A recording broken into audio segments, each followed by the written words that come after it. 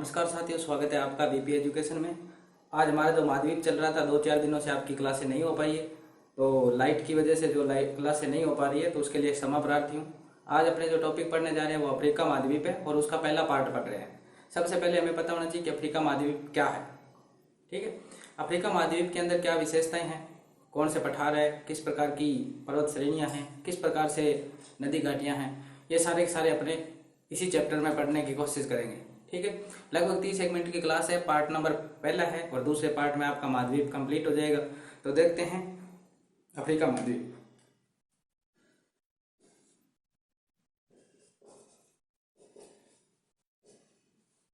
सबसे पहले हम पढ़ रहे हैं अफ्रीका महाद्वीप और अफ्रीका महाद्वीप की विशेषताएं पढ़ेंगे। सबसे पहले कि अफ्रीका महाद्वीप की क्या विशेषताएं हैं। ठीक है, ध्यान में रखना, अफ्रीका महाद्वीप को 2 भागों में बांटा गया है। ठीक है, कौन कौन से भागों में? एक तो वह अफ्रीका द्वीप होंगे जो केवल द्वीपों के अंतर्गत आएंगे और एक वह होंगे जो मुख्य भूमि पे हैं। तो मैं यहाँ पे लिखूंगा कि अफ्रीका महाद्वीप को क्या है, 2 भागों में बांट दिया है। ठीक है, और बात की जाए अफ्रीका महाद्वीप में देश होंगी तो लगभग 54 देश है। कितने देश हैं? 54 देश है। ठीक है, इसमें 6 कितने 6 कितने हैं भाई? 6 क्या है? द्वीपीय देश। द्वीपीय देश। ठीक है, आप अच्छी तरह से जानते हैं कि द्वीपीय देश कौन से हैं। ठीक है, और उसके बाद वाले जो देश है वो है मुख्य भूमि पर, मुख्य भूमि पर स्थित देश। ठीक है, अब 54 में से अगर 6 निकाल देंगे तो पीछे कितने बच जाएंगे? लगभग 48 बचेंगे। तो मुख्य भूमि पे कितने देश है? 48। और यहाँ पे कितने देश है? 6 देश है। कौन से देश है ये? 6 द्वीपीय देश है। बात समझ में आ रही है? देखिए, ये समझने के इनके तो नाम बता दूंगा मैं आपको भाई कौन कौन से देश है। इनमें आपको 2 ही देशों के नाम याद रखने हैं। ठीक है, कौन कौन से? एक तो अपने को जनसंख्या के आधार पे याद रखना है, जैसे कि अपने पहले पढ़ा था। किसके आधार पे? जनसंख्या के आधार पे। ठीक है, जनसंख्या के आधार पर। ठीक है, एक हम पढ़ेंगे क्षेत्रफल के आधार पर। क्षेत्रफल के आधार पर। ठीक है, ठीक है, जनसंख्या के आधार पे कौन सा देश है और क्षेत्रफल के आधार पर कौन सा देश है। देखिए, क्षेत्रफल के दृष्टि के आधार पर वो है अल्जीरिया। कौन सा है? अल्जीरिया। यहां दिख नहीं रहा है, यहां लिख देता हूं अल्जीरिया। ये जो अल्जीरिया देश है ना, ये क्षेत्रफल की दृष्टि से सबसे बड़ा है। किस द्वीप का? अफ्रीका महाद्वीप का। ठीक है, उसके बाद में बात आती है जनसंख्या की दृष्टि से, तो ये जो होगा वो होगा नाइजीरिया। नाइजीरिया। 2 देश याद रखने हैं, एक तो नाइजीरिया जो मुख्य भूमि पर स्थित है जिसपे जनसंख्या अधिक है, एक क्षेत्रफल की दृष्टि से अल्जीरिया है, वो क्या है? सबसे बड़ा देश है। किस द्वीप का? अफ्रीका महाद्वीप का। ठीक है, अब बात आती है ये जो 6 द्वीपीय देश है, कौन से? 6 द्वीपीय देश है। तो इसमें सबसे पहला कौन सा है? इसमें सबसे पहला है मेडागास्कर। मेडागास्कर। ठीक है, दूसरा कौन सा है? दूसरा है मॉरिशस। तीसरा कौन सा है? तीसरा है कोमोरिन। चौथा कौन सा है? चौथा मैं यहां लिख देता हूं ना, एक मिनट।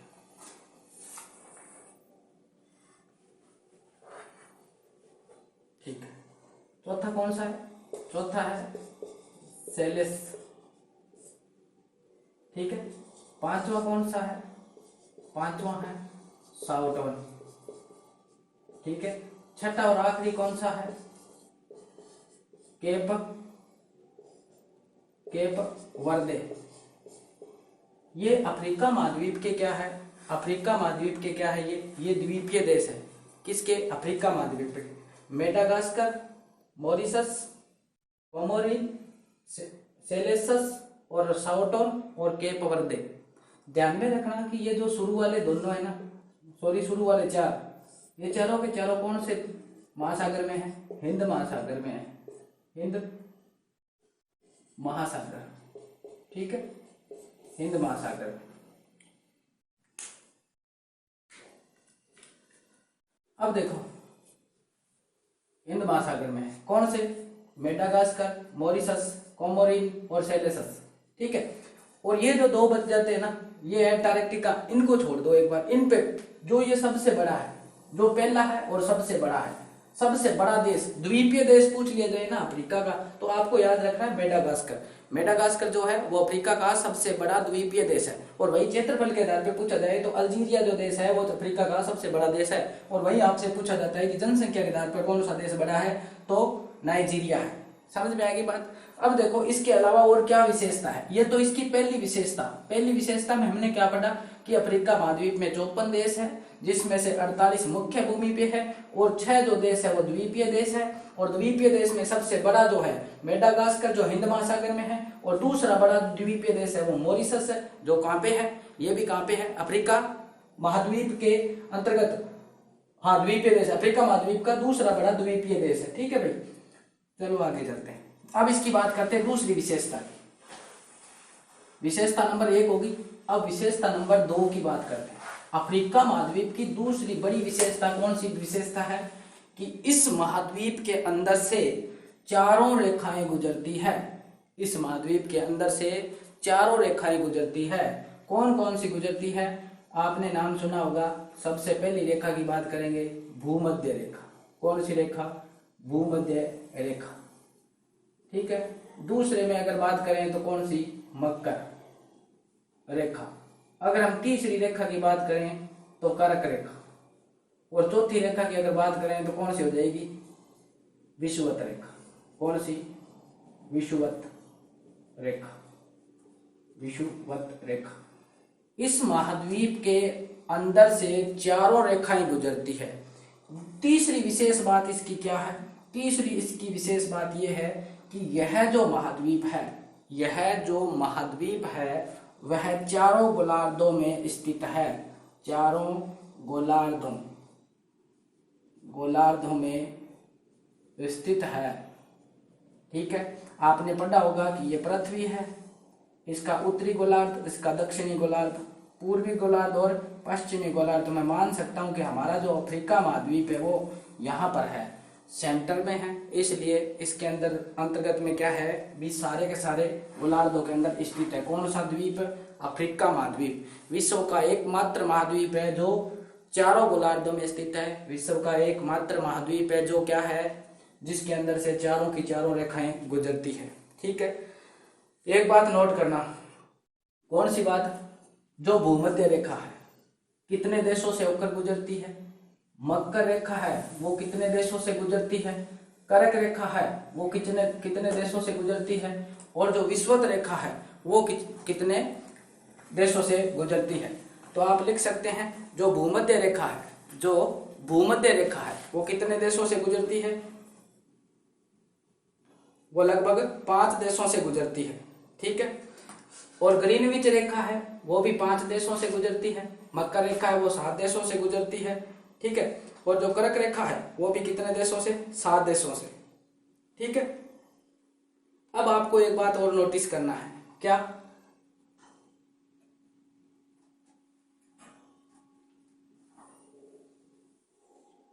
क्या नोटिस करना है? इसके प्रमुख, यानी इस द्वीप के अंदर प्रमुख कौन कौन सी जनजातियां निवास करती है?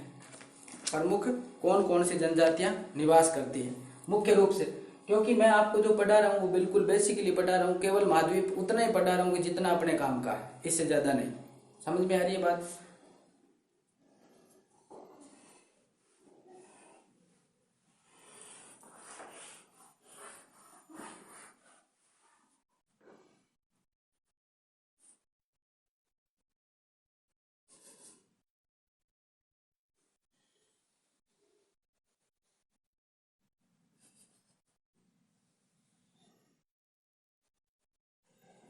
मान कर चलो कि ये कुछ इस तरह से हमारा जो अफ्रीका महाद्वीप है, ठीक है, इस तरह से मैंने आपको बताया था इसके अंदर से तीनों रेखाएं गुजरती है। दिख नहीं रहा है थोड़ा, तो मैं इसको ऊपर कर लेता हूँ।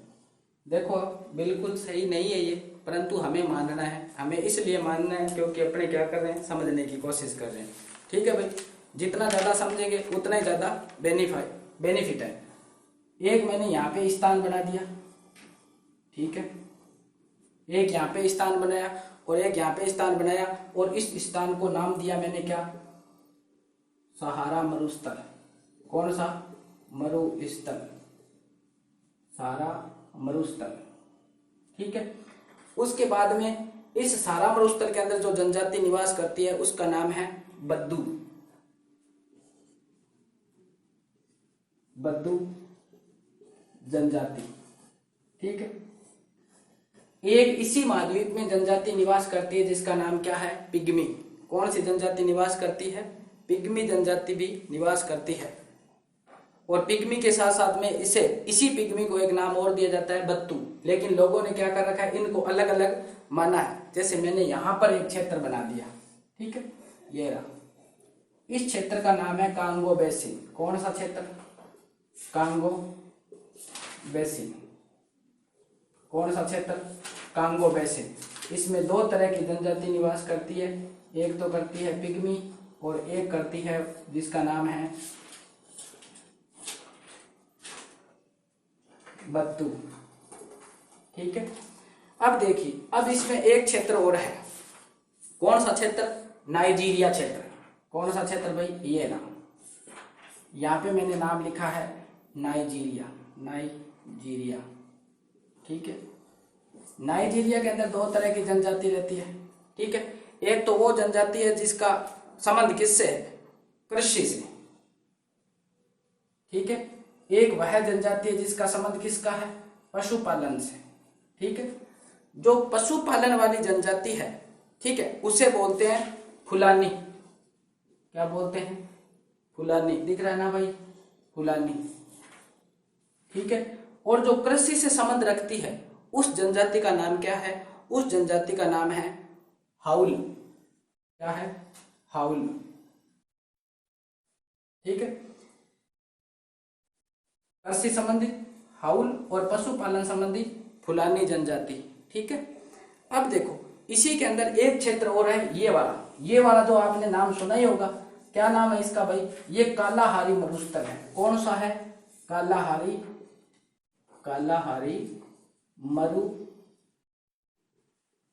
मरुस्थल। और आप सबको पता है कि इसके अंदर जो जनजाति निवास करती है उसका नाम क्या है, उसका नाम है बुशमैन। कौन सी जनजाति भाई, बुशमैन। और बुशमैन के साथ एक जाति और निवास करती है, ये तो हो गया पहला, और ये हो गया एक दूसरी जनजाति है, वो है जुल्लू।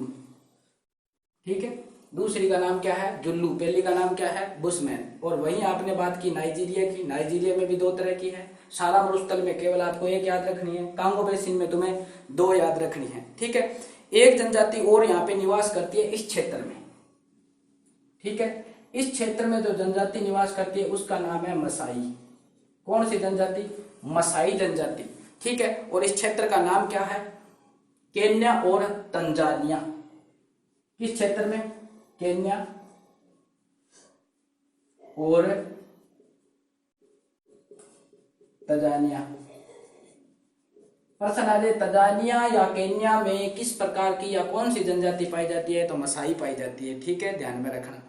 ठीक है, तो ये मुख्यतः है अफ्रीका महाद्वीप की क्या जनजातियां। ठीक है, अफ्रीका महाद्वीप की क्या है, जनजातियां। ठीक है, इसमें मैं आपको एक बात और बताना चाहूंगा, गौर करना। क्या बताया अभी मैंने आपको बता दिया जनजातियां, मैंने महाद्वीप की क्या बता दी, विशेषता। ठीक है, एक बार और बना लेते हैं इसी प्रकार से। एक मिनट रुको।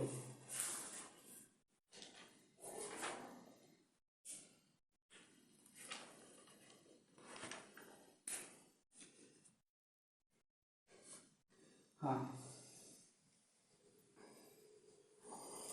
कुछ इस प्रकार से अफ्रीका महाद्वीप है। ठीक है, मैं मान के चलता हूँ ये भूमध्य रेखा गुजरती मैंने यहाँ से, ये कर्क रेखा है और ये मकर रेखा। मैंने विपरीत बता दिया, ये कौन सी है, ये है मकर रेखा। कौन सी रेखा? मकर रेखा। ठीक है, ये कौन सी है? ये भूमध्य रेखा है, भूमध्य। और ये है कर्क रेखा। ठीक है, अब आप सबको पता है कि ये जो वाला भाग है वो कौन सा भाग है? शीतोष्ण, शीतोष्ण कटिबंध है, सॉरी उष्ण कटिबंध है। ये कौन सा भाग है भाई? ये उष्ण भाग है। और ये भी कौन सा भाग है? उष्ण भाग है। ऊपर वाला जो भाग रहता है ये दोनों के दोनों क्या रहता है? शीतोष्ण रहते हैं। ठीक है, जहाँ पे ना ही तो ज्यादा गर्मी कह सकते और ना ही ज्यादा ठंडी कह सकते हैं। ठीक है, अब ध्यान में रखना जो अर्ध शुष्क क्षेत्र है, ये देखो ये वाला जो क्षेत्र है, ये रहा अर्ध शुष्क क्षेत्र, इसका नाम क्या है? इसका नाम है अर्ध शुष्क क्षेत्र, अर्ध शुष्क क्षेत्र।